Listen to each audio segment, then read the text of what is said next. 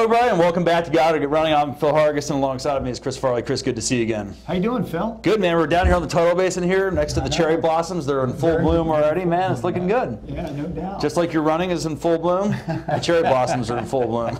Well, one of my favorite shows of the year here, one of our most popular shows.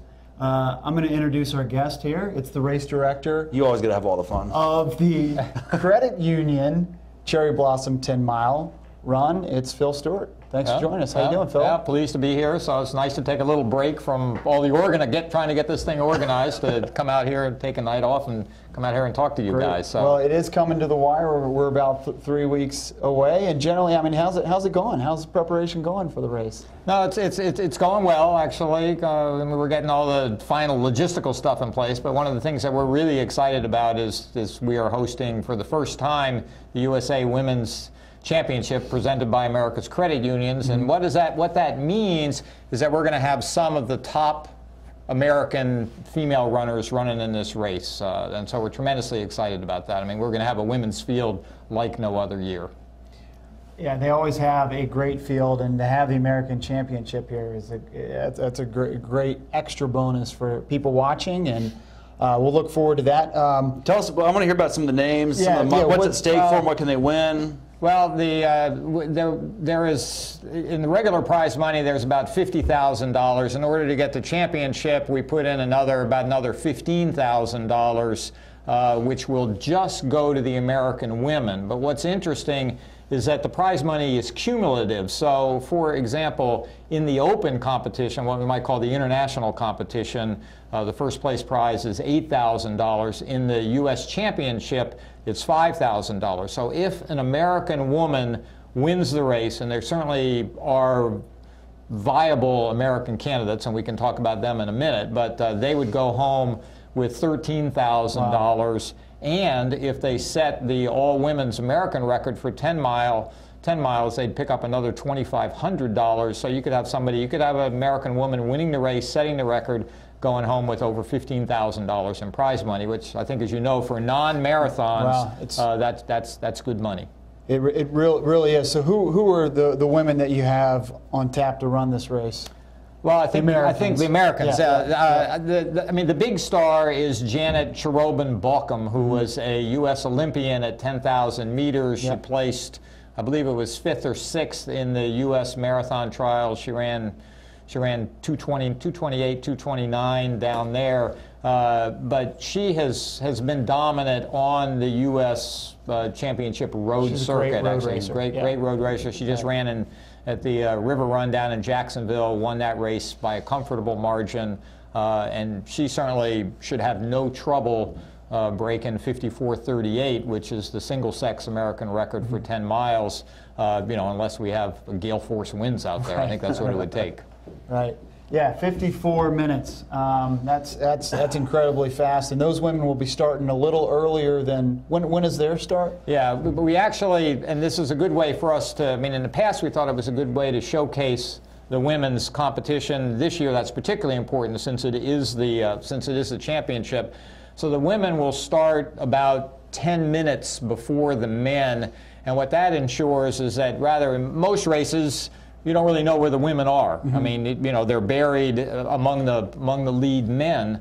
In this case, they'll be out there running all on their own. We're going to have live streaming show on jumbotrons down there and everything. So you really get to see the women's race. So we want to make sure that the first place woman, we stagger it enough so the first place woman will be the first runner across the finish line. So the men will start 10 minutes later. But in order to qualify for it to be a U.S. women's only record, the first place woman has to be the first person across the line. So there'll be about a 10-minute gap in between the two. That's no easy task because we'll talk some about the men, some of the best road racers over 10 miles in the world there too, running somewhere around 45 minutes. Is that right? Yeah, that's right. In fact, last year the men ran so fast that the winning time was a new course record. It was 45:15. Wow. And, in order to do the math, I mean that's 45 minutes flat is 4:30 mile pace for 10 miles. Which is basically what Alan Kiprono, who set the record last year, was running. But anyway, he ran. We had a 10-minute gap and he ran 45:15. And the women ran a little bit over 54 minutes, so there was a 9-minute gap. So we were sweating it there at the finish closing line, in on her. and we had literally had to have 2 teams set up with 2 finish line tapes in case they came across at the same time. So this year we're gonna go from a 10-minute gap to a 12-minute gap just to make sure that that we aren't sweating it. Yeah. But I think the gap will be much more narrow just because of the quality of women that we have in the field. In addition to Janet Cherubin-Baucom, we have 2 other Olympians in the race. Jen Rines, who was an Olympian in 2004, 2008, and she actually is now training over in London, and she's coming back over for the race. And then Colleen DeRook, and she's remarkable, 48 years old now. She ran as far back as the 1992 Olympics, so she ran in Barcelona, and then when she was still running for South Africa, and then ran on the U.S. team in the 2004, I believe, Olympics. And she now, she still is running at 48, competitive with runners in the open division. She came back and ran here last year. I think got 9th or 10th place against the open women. So 3 Olympians in the field. It should be exciting. Have you seen? It's a fun race to watch. So the race is April 7th.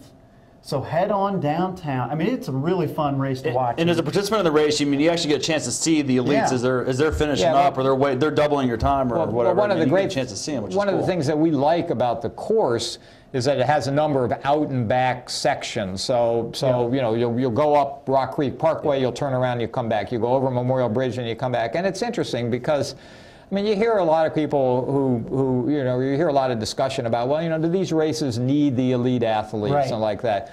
I hear from our runners that they are inspired. They may not feel like there's much in common between what they're doing and what these top Americans or top Kenyans are doing, but they are inspired. And they say they see them going down in the other direction, and they may be 2 miles ahead of them or whatever, but it's a moving experience for them. It is. Yeah. And it's and for spectators, it's a great event to go watch your friends and the elites, and you can catch them on many different locations. Yeah, you can. No, that's right. You got to get up early on a Sunday morning. You can't do much about that. But what you can do is you can get on the Metro, because we actually pay to open the Metro at 5 a.m. So it's an easy, easy to come down on Metro. In fact, we really discourage people not to drive, because all the streets that you'd want to park on are involved, are part of the course or whatever. But take the Metro down, watch the race, and go out for brunch afterwards. Yeah. Okay, then what's the Metro stop there? It's the Smithsonian Metro. The Smithsonian Metro is a quarter mile from the staging area, and the race starts and finishes on the Washington Monument grounds. So you really can't ask for a more all-American setting. Which again, we also felt like there was a very nice tie-in with that, with hosting the USA Championship as well. So we're getting ready. So it's 41st running. Just to back up a little, what's your history? How long have you been the race director? I've been doing it on my own since 1991, so I guess we're coming up on 23 years. And I co-directed it with a friend of mine for a few years before that. So a lot of people ask me sometimes, do you run the race? And of course, the last time I have, but it was way back in 1980 was the last time that I ran it. So it's. It's great. We have a 40-member organizing committee who works so hard. We have 2,000 volunteers. It's a big event to try and get it to get. I won't say try. I like to think that we have it organized, but you do. Yeah. It really is a group effort on the part of a whole lot of dedicated people. And the website cherryblossom.org, cherryblossom.org is great. You can actually go back and you can look up Phil Stewart's race times from those from all of his past races. So we were doing that before the show, and they were great times. He's run 51 minutes, and back then, how many people were in the race back then? They were probably 800, 8 to 1,200, something like that. Yeah, and it actually used to start over by the golf course on Haynes Point. You actually ran out and back around the golf course. And anyway, yeah, it's come a long way since then. It's come a long way. We're going to have about 15,000 finishers. Yeah. But here's one thing I've got to know. Like, is the race director of the race that you've been doing this? Like, what's one of the most unusual requests you've ever gotten? Well, it's interesting, because of the lottery, because more people want to get into this race than we can allow into the race. you know, after we post the people who get in, you know, then the emails start coming in. And, you can find Phil's email on the website. Yeah, right. Mine goes straight to the Sometimes I have to hit the delete button there a few times, but there was one in particular that stands out. You know, this woman sent me this email, and she said, "Oh golly, you know, I really got to run in this race." She said that my ex-husband and his new girlfriend were running in the race. Oh no! Oh, no. And she said, "I want to run this race so I can beat both of them." You know, so she hit a soft spot. Softy. Yeah, softy there. So I sent her an email back, and I said, "Look, you know, I will let you into the race, and if you beat both of them, I will let you in free next year." You know, she beat one of them actually. So I think she beat the girlfriend, but didn't beat the husband. But I let her in the next year anyway. I wonder which one she wanted to beat more. Yeah, right. Well, that's not going to happen anymore. He's got 27,000 people trying to get into this race. So I don't know if you're going to be as soft as you were when you were in your younger days. Well, and sometimes, you know, you get people who, you know, want to get in and they're asking you the Saturday before the race or whatever, you know. So if you're gonna hit my soft side, I would tell you to hit it in January. That I'm softer in January than I am in late March. That's all I have to say. Well, let's go back to the registration process and cherryblossom.org. What is the timeline to get registered into the lottery? How does the whole process work to get into the race for 2014? Well, if you didn't, I mean, anybody who entered the lottery, whether you're accepted or not, so if you registered for the lottery and you haven't changed your email, then we've got your email and we'll email you a reminder before the race, before the lottery opens. If you didn't run the race the previous year, you can go to the website and sign up for the mailing list. You know, another thing that the race does is that the race raises a significant amount of money for charity. And so we do also have, like a lot of the races like Marine Corps, I mean, we have charity entries available. So if you raise $500 for Children's Miracle Network, which is our official race charity, then you can get a charity entry to the event as well. Are those still available for this year or just for the next year? They're not, actually. Okay. I mean, we have to, I mean, and it's interesting because I think what a lot of people, I mean, what these people who contact me in late March, I mean, they don't realize how long the lead times are. I mean, you know, we're ordering, you know, we're ordering 15,000 T-shirts. You're ordering the bib numbers. I mean, the bib numbers, literally, because we put everybody's name on the bib number. Yeah.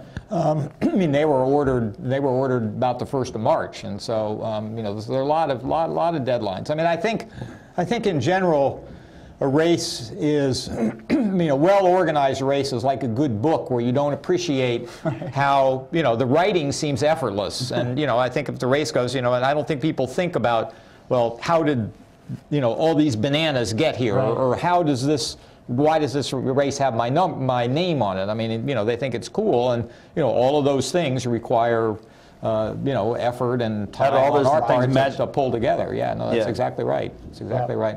Well, I don't want to undersell the charity component because you guys do raise a lot of money for the Children's Network and other things. Why don't you talk about that? Yes. Well, since the credit unions became title sponsor in 2002, the race has raised $5.5 million for Children's Miracle Network. Awesome. And the Children's Miracle Network is a consortium of 170 hospitals around the country. The bulk of the money that is raised actually goes right here to Children's Hospital. So they've probably received about $750,000 from this event going back since 2002. So, but you know, and some of that money comes from the credit unions that support the event. Some of it comes from these charity runners. I mean, it really is a group effort, but it's very satisfying to know that we're giving that amount of money to help sick children, basically. And the expo of the race is actually not at the Armory. It's remind me where it's at the National Building Museum, which is. And I like to think that most people in Washington have been in that facility, but if you haven't, it's you got to go. It's an expo site like no others. It's got 90-foot columns in it, and it's just. I mean, we love taking people in there for the first time, and they go in the front door, and it's just sort of a, you know, they're looking up at these columns. And they had a golf course in there at one point. Did they? Yeah, a miniature golf course down there. Yeah, no, I can believe it. It's a beautiful facility. We expanded the expo to 2 days last year to sort of spread everything out, and then we've got a whole lineup of clinic speakers coming in there over the weekend. So, and the expo, I think one important thing is that the expo is open to anybody. You don't have to be registered for the race. So if you know, there are a lot of opportunities to, we say anything related to running you can find at that expo. Some things that you probably never thought were related to running you can find at that expo. You know, their races, their vendors, and it's a, you know, it's a fun atmosphere. So. And then you can come listen to the clinics. We got some great. Who are the speakers? Some good speakers this year. Yeah, I mean, Bill Rogers comes back every year. You know, he won the race 4 times in the late 70s. It's always nice having him come back. But in addition, we've got Dick Beardsley, actually, who has a very interesting story. Dick was at one time one of the top U.S. marathoners in the 1982 Boston Marathon, waged just an epic battle with Alberto Salazar. And Alberto Salazar won by 2 minutes, but it was just after the race, both of them just completely spent. And then, and he ran 209, 210s, won Grandma's Marathon a couple of times. And then, towards the end of his competitive career, he was in a, he was badly injured in a farm implement, and you know, I think came close to losing a limb. But anyway, over the course of the treatment for that, he became addicted to pain-killing medication. And so, I mean, he's really a guy who's experienced, you know, the highs of running a 2:08 marathon and the lows of being addicted to pain medication, and eventually eventually had to kick the habit. And it's just his story back from that low. It's just truly inspirational. I've heard this. It is a riveting story. And so, like you said, you don't have to be in the race to actually go to the expo. So you could hear him speak without him. It is a rivet. I'd highly recommend hearing. And then you have the schedule for all the speakers and for the expo to listen to the speakers are all up on cherryblossom.org. www.cherryblossom.org, and we'll have the clinic speakers. And Jen Rines as well. And Jen Rines, But I think I was, I mean, Jen Rines, you know, as I mentioned, 2-time Olympian, and she raced, I think, at one point, and I forgot whether she got the bonus at Pikes Peak actually one year. I think she won $25,000 for. So anyway, a lot of talent there. Yeah, that's good. So it's down there in a great area down there by the Penn Quarter. There's lots of stuff to do down there. You know, what are some of the places that for out-of-town runners where they can stay, where they can go to eat down there? Do you have any recommendations on some of the better restaurants that they can check out for like a little carb load maybe before the race? Well, the official race headquarters hotel this year is it's a JW Marriott. Now, unfortunately, they're sold out, so you can't get a room there. But one of the great things for the people who were able to get rooms there is that you're only a long block from the race site. So so it's, you know, and down you know, you're right in the heart of the city, so there are a lot of great you know, restaurants along, you know, Pennsylvania Avenue. You can go over to Chinatown and get some, you know, rice for your carbo loads or whatever. I mean, it's there's a lot going on down there. Good spot, a lot of variety. And every year you come back, there's new restaurants down there to go check out too, because they're constantly opening up new things down there. So yeah, that's awesome. You got the hotels, and I know that you have information on cherryblossom.org for hotels to stay at and restaurants and all that good stuff too. And you know, one of the folks that we're going to be watching, I think we track him every year. We do have, you know, this is the 41st running of the race. And we do have one runner still remaining, a fellow named Ben Beach in Bethesda, Maryland, and he has, we call him our perfect attendance guy. He has run all 40 editions of the race since the race started, and he's back this year actually. And then it's interesting because he also is has finished the Boston Marathon for the last 45 years. And if he finishes it this year, he will be the all-time leader. There was one fellow who was 1 year ahead of him, and he did not run the race last year, so when Ben finished it, he moved into a tie.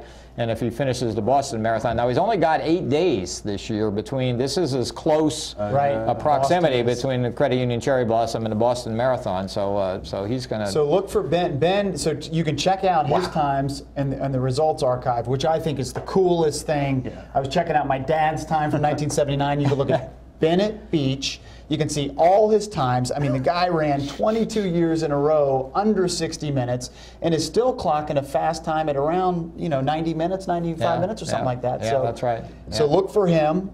He's one of your training partners, and you look. You know what? I wanted to mention. You look give us a training program. Trim here. This guy's been running again. Well, doing a lot of biking That's actually. awesome. And no, I mean, just the ability to be able to get out and do some sort of physical activity every day, has really made a difference. And I'm actually biking now more than I'm running. So it's, but instead of only running 3 days and doing nothing on the other days, because I mean, I've been running since I was in high school, so I say I've got 100,000 lifetime miles on my body, and that takes its toll after a while. So being able to supplement that with the biking has really made a big difference. Yeah, so a lot of he's an inspirational story. He'll be running. Ben will be running Cherry Blossom, and hopefully Boston. You're hopefully going to run Boston with him. So that's the plan. When was the last time you ran a marathon?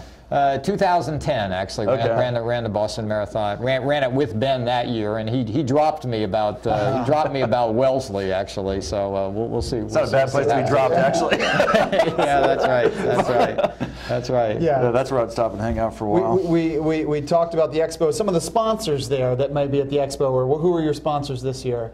Well, obviously, credit unions are the big, and one of the things that's great is that they stepped up to be the presenting sponsor of the U.S. Women's Championship. So we now call it the Women's Championship presented by America's Credit Union. So it was great to see. They were really interested. They really liked the idea about doing something special to promote American runners. So we were very pleased to have New Balance is our shoe sponsor, and they've actually just signed on for 3 more years, so we're really excited. That's great. Really I was on the Metro today. I saw all these New Balance, pictures and runners, talking about Cherry Blossoms. That was really neat. So that's great that they're on for 3 years. Yeah. No, so anyway, it just takes the support of a lot of dedicated sponsors, and we feel like we give them a good event and enthusiastic runners, and so anyway, we hope we keep them happy. Yeah, no doubt.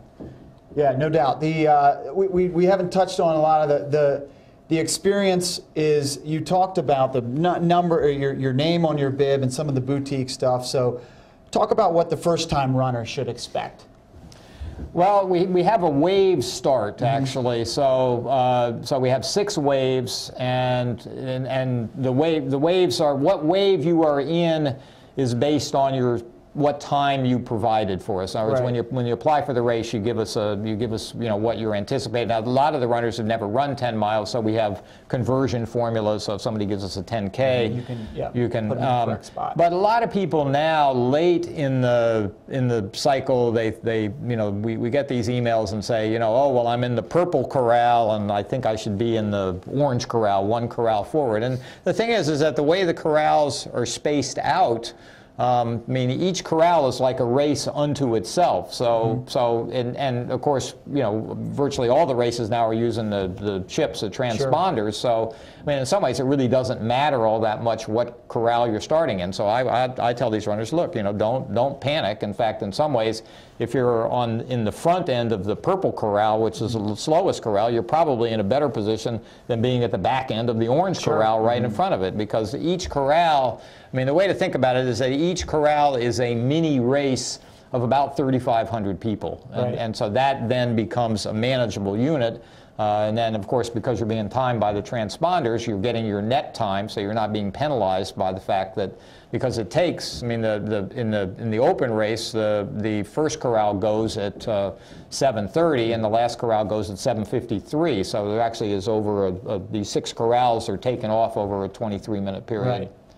But you're not going to be penalized that, so so the new runners should know, get in that correct corral and run your 3,500 person race and enjoy the sights. Are the cherry blossoms going to be in bloom? Well, it looks like we're going to be this year the race is as late as it can be. It's traditionally the first weekend in April, unless that's Easter this year. So this year, the 7th of April is as late as it can be. So I guess we're going to miss the blossoms by a few days, but there are plenty of other blooming things going on down there around the tidal basin. Getting back to what we were talking about, the waves. Actually, the other other message that I like for the runners to realize is that because of the popularity of Washington as a tourist destination, there are a lot of tourists in town. The conditions of our permit are such that we have to reopen the roads at 10:30. So if you are a 10-miler and you're required to maintain a 14-minute per mile pace, we actually have to shut the course down at 5 miles at 70 minutes, which would be 14-minute per mile pace. And so if, maybe the training hasn't gone as well as you'd like, or, a little too much, Christmas or, Groundhog Day feasting, or St. Patrick's Day is coming up. What we tell people is that you can go ahead and run the 5K, actually. I mean, we will switch people over. The transponder chip that you're wearing, it doesn't care whether you're running a 10-mile or a 5K. So anyway, we just tell people to relax and enjoy the 5K. So and that was it on the bib? Is the chip on the bib, or where? Yeah, this year actually we're going to be using the bib chips for the first time, and the instructions on those are easy. Don't do anything. Right. So I think there'll probably still be people trying to pull those things off and put them on the shoe like the old days. But all right, man. So April 7th, 2013. At 7:30 a.m., the Credit Union Cherry Blossom 10-mile and the 5K, and of course the U.S. Women's 10-mile Championships presented by America's Credit Unions. It's going to be an awesome day. I'm sure you're excited. I know everybody out there watching that's running this race is really excited about this race. It's an awesome day. Yeah, and again, if you can't get down to the race site, we are going to have a live stream, and we're actually going to have separate cameras on the men's race and on the women's race. So if you just go to the race website, you can watch the race, and they've got it set up so you can either watch both races simultaneously, or you can toggle back between one of the two. So I mean, we hope that everybody will come down and watch in person, but if that's you want to sleep in a little bit, and then actually you can go back to the website after that, and the race is archived. So if you don't want to get up, you want to get up at 11 o'clock, you can go watch it then. Yeah, there's a lot of good stuff on the website. All the information is there, how to get there. Metro's open early. So I encourage you. It's probably going to be a beautiful morning. Usually is, sometimes a little. And you can still volunteer for this year? Yeah. We're even filled up on the volunteers. Filled up on volunteers. I got 2,000 of them. So, and the one thing we feel is we don't want to have you volunteer and then have nothing to give you. Yeah. That's so the volunteers are sold out. The race is sold out. Get in there for 2014. You can check and get all the information you want to from www.cherryblossom.org.